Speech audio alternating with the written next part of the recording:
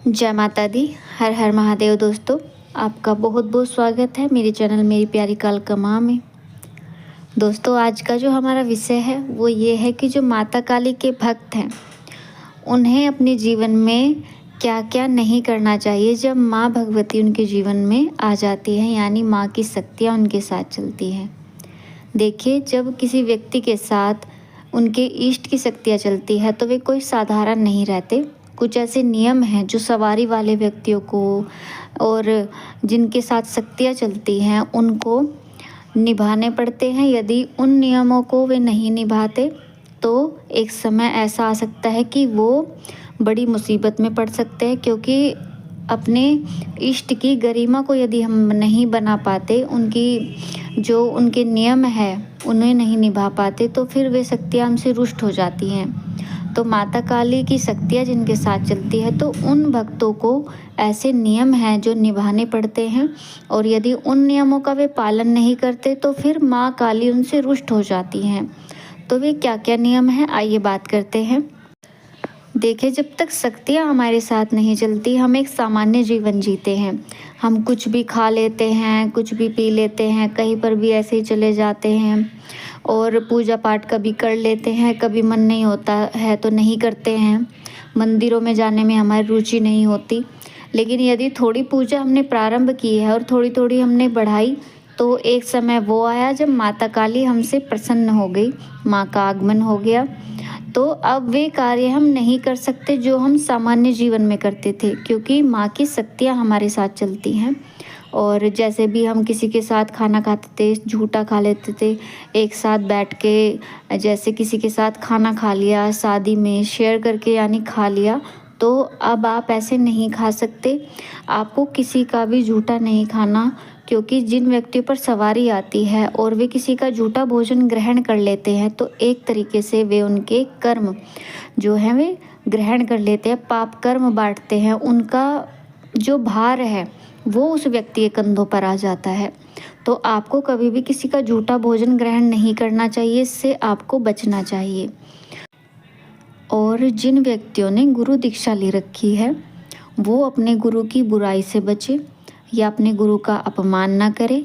यदि कोई व्यक्ति अपने गुरु का अपमान करता है या अपने गुरु की उनकी पीठ पीछे बुराई करते हैं या उनमें बुराई ढूंढते हैं तो ये अपराध है एक तरीके का।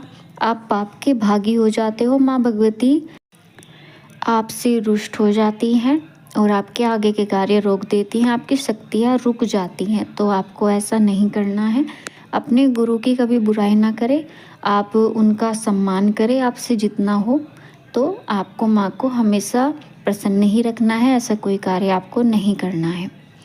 और एक आपको बचना है पूछा देने से। जब तक आप पूर्ण तरीके से अपनी शक्तियों से अवगत नहीं हो जाते, आपकी सवारी खुलकर आकर बोलती नहीं और आप हर बात से अवगत ना हो, अपनी शक्तियों से अवगत ना हो, किसी का पूछा ना दे, यानी आपको कोई भी बात आपको नहीं बतानी है किसी को भी, क्योंकि हर व्यक्ति शक्ति वाले बच्चे से फ़ायदा उठाना चाहता है।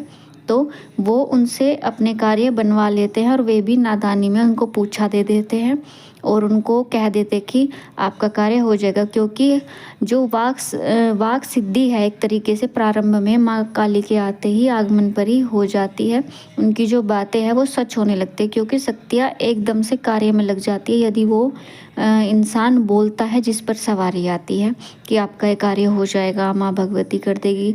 तो ऐसे शब्द आपको नहीं बोलने किसी के लिए भी, क्योंकि जो साधक होते हैं, जो भक्त होते हैं माता काली के, जो जन कल्याण करते हैं, वो पूरी प्रोटेक्शन के साथ बैठते हैं। वो ऐसे ही नहीं बैठ जाते कि आधे अधूरे ज्ञान के साथ बैठ गए। तो वे पूरी प्रोटेक्शन के साथ बैठते हैं और गुरु दीक्षा हमारे साथ होनी चाहिए, गुरु दीक्षा हमने ली हुई होनी चाहिए, तब हमें जन कल्याण करने के बारे में सोचना चाहिए। और यदि आप बिना प्रोटेक्शन के बैठते हो, लोगों को पूछा दे देते हो, तो फिर वो आप भार नहीं झेल पाते। जो संकट आपने काट दिया अगर किसी का, तो वो आपके पास ही रह जाता है, वो आपको परेशान करता है। फिर तो आप ऐसा करने से बचें। अगला जो कार्य है, जो शक्ति वाले बच्चे हैं जिनके साथ माता काली चलती हैं, उन्हें किसी के भी वस्त्र धारण नहीं करने चाहिए, किसी के कपड़े नहीं पहनने चाहिए। इससे आपको बचना है, क्योंकि माता काली की जो ऊर्जाएं हैं, माँ काली की जो ऊर्जा है वो वस्त्रों में भी निवास करती है। आप अपने वस्त्र ही धारण करें। अगर किसी के ऐसे व्यक्ति के वस्त्र आपने धारण कर लिए, मान लो कि जिसके साथ नेगेटिव एनर्जी चलती है, तो आप प्रॉब्लम में आ सकते हो। फिर दो शक्तियों का टकराव होता है और आपका भी ज्ञान इतना नहीं होता कि आप उससे कैसे बच पाएँ। तो आपको ऐसा नहीं करना है, आपको बचना है, किसी के भी कपड़े मत पहने। और अगला जो कार्य आपको नहीं करना है वो है, जब आप अपने बाल कटवाने जाते हो, जिनके साथ माता काली चलती है, अगर वे अपने बाल कहीं पर कटवा रहे हैं तो वो ऐसे ही ना फेंक कर आए, अपने साथ उन्हें लेकर आए, जिसमें उन्हें वे नदी में बहाने हैं। वहाँ पर बिल्कुल छोड़कर नहीं आने, क्योंकि जो ऊर्जा का जो प्रवाह है, एक तरह का पूरा प्रवाह हमारी पूरी बॉडी में होता है ऊर्जा का, तो बालों में जो है बहुत ज़्यादा असर होता है। बालों का संबंध है शक्तियों से, तो बालों को आपको नहीं छोड़ना है। और एक कार्य आपको कभी नहीं करना चाहिए, कभी भी नहीं करना चाहिए मैं तो कहूँगी, क्योंकि अब माँ काली स्वप्न में बहुत आती हैं, माँ मार्गदर्शन भी बहुत करती है अपने बच्चों का। तो खुशी खुशी में बच्चे बता देते हैं कि माँ ने हमें ये कहा, माँ ऐसे दिखाई दी, ऐसे हुआ, उन्होंने हमें आशीर्वाद दिया। तो ऐसा हमें कभी नहीं करना चाहिए, क्योंकि फिर माँ सोचती है कि ये प्रदर्शन कर रहा है, तो ये एक भक्ति का प्रदर्शन हो गया एक तरीके का, और प्रदर्शन हमें नहीं करना है, क्योंकि माँ हमारा खजाना है और खजाना कभी दूसरों के सामने नहीं रखा जाता। आपने किसी को देखा है कि लोग अपनी जो कमाई है, अपना धन है, दूसरों के सामने रख देते हैं? ऐसा नहीं होता। सब अपना धन छिपा कर रखते हैं, लॉकर्स में रखते हैं। तो माँ भगवती भी हमारा धन है, तो उनके बारे में ज़्यादा से ज़्यादा हमें ऐसे सीक्रेट शेयर नहीं करने किसी से भी। यदि माँ भगवती हमें प्यार कर रही है, हमें कुछ कह रही है सपने में, तो कभी नहीं बताना किसी को भी। आप अपने गुरु से शेयर कर सकते हैं, इसके अलावा आप किसी से शेयर ना करें यदि माँ भगवती सपने में दिखाई दे रही हैं। तो दोस्तों, यदि माता काली की कृपा आप पर भी है, माँ भगवती की सवारी आप पर आती है, तो आपको कभी भी ये कार्य भूलकर नहीं करने चाहिए, आपको बचना चाहिए। क्योंकि यदि आप माँ भगवती के नियमों का पालन करोगे तो माँ की कृपा सदैव आप पर बनी रहेगी। आप अपनी भक्ति में ऐसे ही लगे रहे, माँ भगवती की कृपा आप पर बनी रहे।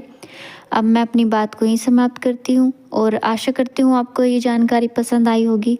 मिलती हूँ आपसे एक नई जानकारी के साथ अपनी अगली वीडियो में। जय माता दी, हर हर महादेव।